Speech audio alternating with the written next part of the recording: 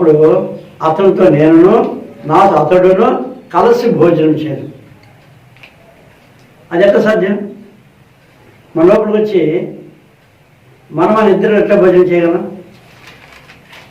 ఇంట్లో ప్లేట్ దానం వేసుకుంటా, తల్లి కొడుకుని పెంచుకుంటే తింటాం, ఒకసారి భార్య భర్త కలిసి తింటారు, అన్నదమ్ములు ఇద్దరు అన్నదమ్ములు ఇద్దరు కొంచెం అన్నదమ్ములు ఐక్యత ఈ మధ్య ఈ రోజుల్లో అయినప్పుడు కూడా అన్నదమ్ముల్లో తింటారు. మేము ఏ స్థితి కలిసి ఎట్టు భోజనం చేస్తాం? అతనితో నేను చేర్చుకున్నవారు, అతనితో నేను నాతో అతడు కలిసి మేమిద్దరూ భోజనం చేస్తాం. దీని అర్థం ఏంటంటే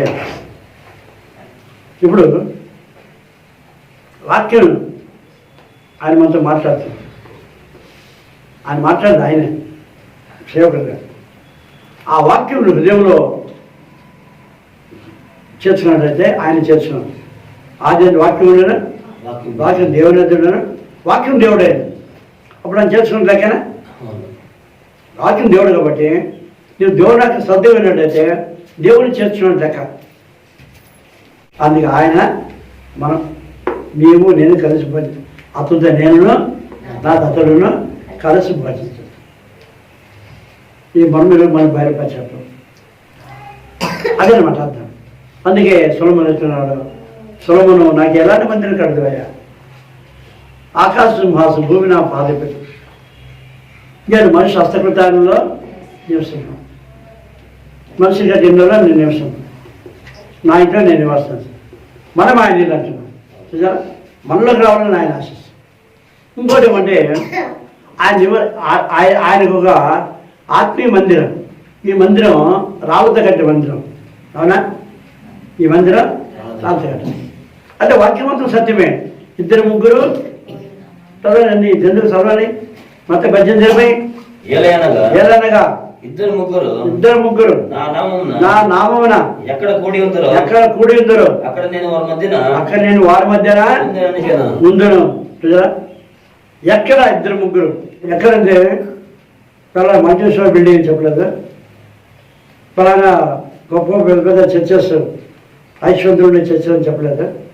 ఎక్కడ నువ్వు ఎక్కడ ఆరాధించినా, ఇంట్లో ఆరాధిస్తున్నావు, అక్కడ ప్రభుత్వం ఆయన పక్షపాతం. నేను నువ్వు ఎక్కడ ఆరాధించినా ఆయన మీ మధ్య ఉంటారు, ఎక్కడ ఆరాధించి వారి మధ్య ఉంటారు ప్రభు. చూసారు, ఎక్కడ ఇద్దరు ముగ్గురు కూడా నన్ను ఆరాధించిన వారి మధ్య నేను ఉంటాను. ఈరోజు మన మధ్య ఉన్నాడు ప్రభు. ఇది ఒక ఆత్మీయ మందిరం. రాళ్ళ మందిరం చూడద్దండి, మనం ఇక్కడ కూడామే. ఇది ఆ గోడ నుంచి వదిలిపెట్టేసేది. ఇది ఆత్మీయ మందిరం. మనం సజీవమైన రాళ్ళు, మొదటి పేతురు 2 సజీవమైన రాళ్ళు మనం యేసుక్రీస్తు ద్వారా దేవునికి అనుకూలమగు ఆత్మ సంబంధమైన బలులు అర్పించుటకు పరిశుద్ధ యాజకులుగా ఉండినట్లు మీరును ఇప్పుడు ఎంతమంది ఉన్నారు? మీరును ఎంతమంది ఉన్నారు ఇక్కడ? మీరును సజీవమైన రాళ్ళ వలె ఉండి ఆత్మ సంబంధమైన మందిరముగా కట్టబడుచున్నారు కదా. ఆత్మ సంబంధమైన మందిరం, సజీవమైన రాళ్ళు. కరెక్టా? సజీవమైన రాళ్ళు. మనం సజీవంగా ఉన్నాం. మన సజీవమైన రాళ్ళు ఆత్మ సంబంధ మందిరం, సజీవమైన రాళ్ళు. వారి మధ్య పోకుండా సజీవమైన రాళ్ళు ఆత్మ సంబంధ మందిరం. ఇప్పుడు సజీవమైన రాళ్ళు కాబట్టి రాళ్ళు, ఆ జీవులను రాళ్ళు, మన జీవులను రాళ్ళు మన మధ్య ఉంటాడు ఆయన. మనం తెలిపోయిన తర్వాత ఇక్కడ ఆయన ఉండడు. అందుకు వివరంగా చెప్తున్నా, క్లియర్. మనకి చెడిపోయిన తర్వాత ఆయనకు ఉండడు. నిర్జీవనాల మధ్య ఆయన ఉండడు. ఇప్పుడున్నాం మనం సజీవమైన రాదు కాబట్టి ఆత్మ సంబంధమైన మందిరం అక్కడ నివాసం. ఆత్మ సంబంధ మందిరం, ఆత్మ సంబంధ మందిరం బయటకు వెళ్ళిపోతారు కానీ ఇది ఆత్మకుడి మందిరం కాదు, మనుషులు తెచ్చి కట్టబడిన మందిరం. ఇక్కడ ఆయన ఉండడు. అందుకే మనిషి హస్తకృతాలలో నేను నివసింపను. ఆకాశం సింహాసనం, భూమి నా పాదపీఠం. ఎలాంటి మందిని కట్టదు. అప్పుడు సొలొమోను అర్థం చేసుకొని, అవును ప్రభా నిజమేనైనా, నేను కట్టించిన మందిరం పట్టదు, నేను పట్టే సాధ్యం కాదు. అయితే మేము ఈ మధ్య నుంచి ప్రార్థన చేసాము, మమ్మల్ని దృష్టించి మా ప్రార్థన వీలు పొరపాటున్నాం. చూసారా, సొలొమోను ఒప్పుకున్నా. సొలొమోను రాజు ఒప్పుకున్నా. మొదటి రాజు 8వ అధ్యాయం 20వ వచనం. నిశ్చయముగా దేవుడు నిశ్చయముగా ఈ దేవుడు నిశ్చయముగా దేవుడు ఈ లోకమందు నివాసం చేయడు.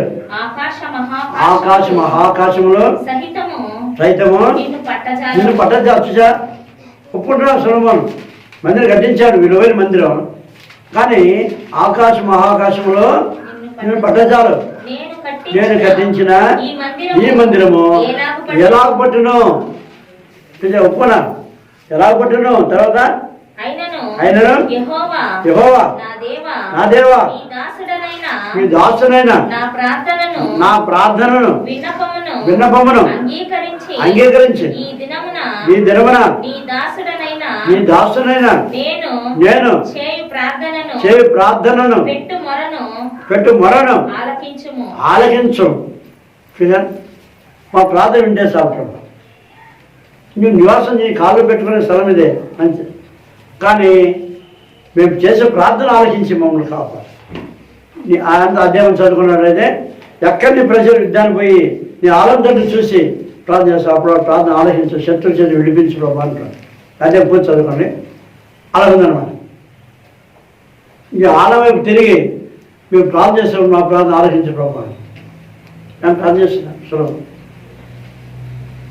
కాబట్టి పేరా మరి మీరే నా ఇల్లు అంటే నీ హృదయం నీలో నేను నివసించాను. నీ హృదయం స్థానం ఇస్తావు నా బిడ్డ, నీలో నేను నివసించాను అని అంటున్నాను. అందుకే వాచ్ యువర్ హార్ట్. మన హృదయాన్ని చేర్చుకున్నామా? చాలా గొప్ప అంశాలు. మన హృదయాన్ని చేర్చుకుంటున్నామా? ఆ చేర్చుకుంటే మనం ధన్యులం. మనం చేర్చుకునే నెమ్మది ఉండొచ్చు. అంతేకాకుండా హస్తకృత నివసింపడు అని భూలోకం నివసింపడు అని అంటున్నాడు సొలొమోను. కానీ భూలోకం పాడే ఉండగా చూశారు. భయంకర పరిస్థితుల్లో నరులు వారి పాపం పండిపోతారు. వాళ్ళ పాపాల కొరకు బలులు అర్పిస్తున్నారు. బలులు ఒక రక్త ప్రోక్షణ లేకుండా పాపక్షమాపణ ఉండదు. రక్త ప్రోక్షణ జరగకుండా రక్తం చెందిస్తున్న పాపక్షమాపణ. అందువలన ఒక మనిషి చేసిన పాపానికి మరి మరి అక్కడ ఒక జంతువుని బలర్పించారు. ఒక పాపం చేసి ఒక జంతువుని బలర్పించారు. ఆ విధంగా ఎన్ని పాపాలు చేస్తావో అన్ని గొర్రెలను నువ్వు దేవుని బలర్పించాలి. లేకుంటే పాపక్షమాపణ ఉండదు. ఆ రోజు చాలా కఠినం ఉండదు అనమాట. అర్థం పాపం చేసినట్టయితే ఒక గొర్రెను బలర్పించినట్టయితే ఆ పాపక్షమాపణ నీకు క్షమాపణ దొరుకుతుంది. లేదా నువ్వు అర్పించినట్టయితే అటువంటి వారిని రాళ్ళతో కొట్టి చంపాలి. ఒక గొర్రె వెళ్ళంత, ఒక గొర్రె వెళ్ళ బాగా బలిసిన గొర్రె, చాలా బక్క చికెన్ గొర్రె అయితే ఎమకలు నమ్మలేదు. 20,000 15,000 10,000 5,000 అనుకో పని. రోజు ఎన్ని పాపాలు చేస్తాం? ఒక పాపైనా పోనీ పాపాలు రోజు ఒక పాపం, రోజుకు 5,000 పెట్టి గొర్రెలు బెల్లార్పించాలి. ఈరోజు సాధ్యం అది. ఎంత నువ్వు సాఫ్ట్వేర్ ఇంజనీర్ అయినప్పుడు కూడా రోజుకు బలిని గొర్రెలు బెల్లేవు కదా. ఈ పాపాలు మీరు బాగా ఆలోచించాలి. ఇది న్యాయమైన మాట, క్లియర్గా ఆలోచించాలి. ఎందుకో ఈ మాట చెప్పిన తర్వాత ఈ చెట్టు బాగా మీకు అర్థం. సొలొమోను మీ దహనములు అర్పించారు, రాజే అర్పించారు. చదవండి 2వ వృత్తాంతం 1:6. సమాజ గుడారం ముందర యెహోవా సన్నిధి నుండి ఇత్తడి బలిపీఠము నొద్దకు సొలొమోను సొలొమోను పోయి దాని మీద 1000 దహన బలులను అర్పించెను. ఆ రాత్రి యందు దేవుడు సొలొమోనునకు ప్రత్యక్షమై నేను నీకు ఏమి ఇయ్యగోరుదునో 1000 పాపాలు చేశాడు. లేకుంటే తనకు 1000 భార్యల నిమిత్తం ఒక భార్యకు ఒకరి తనకు ఒకరి ప్రకారం ఈ బరువులు అర్పించాడు. పాపానికి బలి, లేకుంటే రక్త ప్రోక్షణ కావాలి, లేకుంటే రాత్రి కూడా చంపాలి ఆ రోజుల్లో. అందువలన చూడు ఇక్కడ మొదటి రాజు 11వ అధ్యాయం 3వ వచనం చదవాలి. అతనికి సొలొమోనుకు అనమాట అతను. అతనికి 700 మంది రాజకుమార్తెలైన భార్యలను 300 మంది ఉపపత్నులను కలిగి ఉంది. అతని భార్యలు అతని హృదయమును త్రిప్పేసి చూసారా, 700 మంది భార్యలు, 3 మంది ఉపపత్నులు, అదే సొంత స్వర కుమార్తెని భార్య, 1001 మంది భార్యలు చూసారా.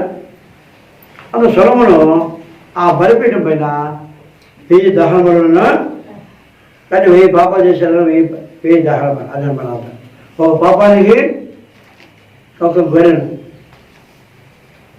ఆ పద్ధతి ఈరోజు వరకు ఉంటే, మన పరిస్థితి గొర్రెను బలియకుంటే రాళ్ళతో కొట్టి చంపుతారు, గొర్రెను బలియకుంటే రాళ్ళతో కొట్టి చంపుతారు. అదే సొలొమోను 1000 పాపాలు 1000 గొర్రెను బలి అర్పణ చేశారు.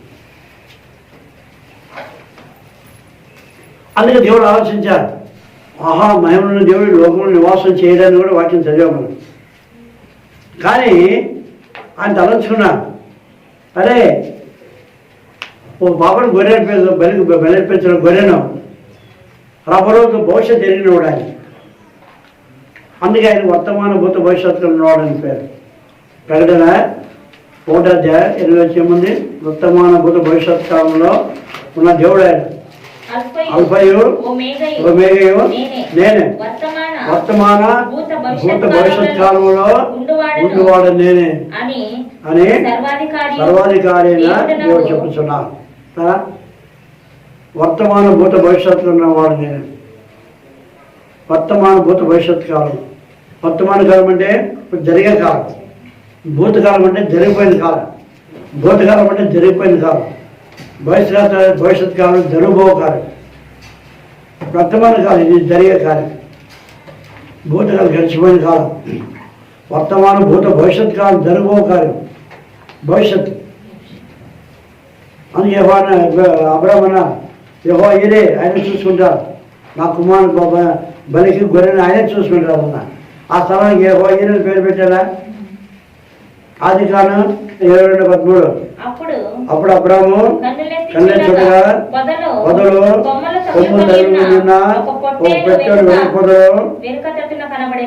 పొదలో కనబడేను. అబ్రాము వెళ్ళి ఆ పొట్టేలు పట్టుకొని తన కుమారుని మారుగా పెట్టి దహన బలిగా అర్పించాను. అబ్రాము ఆ చోటికి యెహోవా ఈరేని పేరు పెట్టి, యెహోవా ఈరని యెహోవా చూసుకోండి. భవిష్యత్తు ఆయన చూసుకుంటారు, మన భవిష్యత్తు ఆయన చూసుకుని కాబట్టి ఇక రాబో రోజుల్లో ఆహారం కూడా కష్టపడే రోజులు రాబోతున్నాయి. 1 కేజీ బియ్యం లేక ఎంతో పస్తున్నారు చాలా పేదవాళ్ళు. ఆ పూట బియ్యం లేకుండా మంచి దాన్ని పండుకొని చాలామంది ఉన్నారు. అటువంటి కాలం రాబోతున్నది, వచ్చింది కూడా ఈరోజు.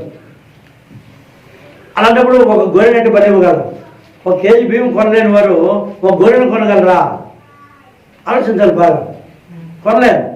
అప్పుడు రావుతో కూడా చంపాల్సిందేనా? లేదు, నేనే వెళ్తాను, స్వయంగా నేనే వెళ్ళి అందరూ కూడా ఒకసారి బలైపోతాం. ఇంకా బలు అక్కర్లే. చూసారా, ఆదా మొదలుకొని ఇప్పుడు పుట్టిన బిడ్డవారు ఇంకా ముందు కూడా రాబో జనరేషన్ వారందరి వరకు ఒకసారి యేసుప్రభులో వచ్చి బలైపడి సిలువ. చూసారా, అందుకే పాట పాడుతున్నా, సిలువలో బలైన దేవుడు బలైపోయాడు, మన కూడా బలైపోయాడు. ఎంత గొప్ప దేవుడు, ఎంత ప్రేమల దేవుడు. మనకు ఆ శిక్ష లేకుండా చేశారు, ఆ గొర్రెను బలర్పించే ప్రమేయం లేకుండా చేశారు. మనం బలు అర్పించక్కర్లేదు. ఆయన ఒకసారి అందరూ తను తాను బలిగా అర్పించుకున్నాను. అందుకే ప్రియరా, అటువంటి ప్రభుని హృదయం స్థానం అనేదా? Watch your heart. ఆయన స్థానం ఇస్తావా? ఇస్తానని చాలా కఠినంగా ప్రవర్తించాను. కఠినంగా ప్రవర్తిస్తూ ఆకాశానికి ధూపం వేస్తున్నా, ఆకాశాన్ని ఆరాధిస్తున్నా, సూర్యుని ఆరాధిస్తున్నాను, ఇంకా రకరకాల దేవతలు పెట్టుకున్నాను. ఆయన కోపం పుట్టించాను. ప్రార్థన ఆలకించుకున్నాడు. ఆయన ప్రవక్తలు ప్రార్థన చేసిన నీ ప్రార్థన ఆలకింపనుంటున్నాను. చూచారా? అందుకే ప్రభు వారి విషయంలో వారి రాత్రి గుండి తీసివేస్తే మాంసం ఇస్తారంటే దయగల తండ్రి ఆ యొక్క తీర్మానానికి వచ్చారు. ఆయన తీర్మానం చేసుకున్నారు, ఇంకా ఇటువంటి ప్రయోజనం లేదు, వీరు మూర్ఖులు, వీరు మాట వినలేని వారు, నన్నే పాడైపోతారే అని చెప్పి ఏసుకెళ్ళి 35,000 అంటున్నా. 36 ఏమన్నాడు?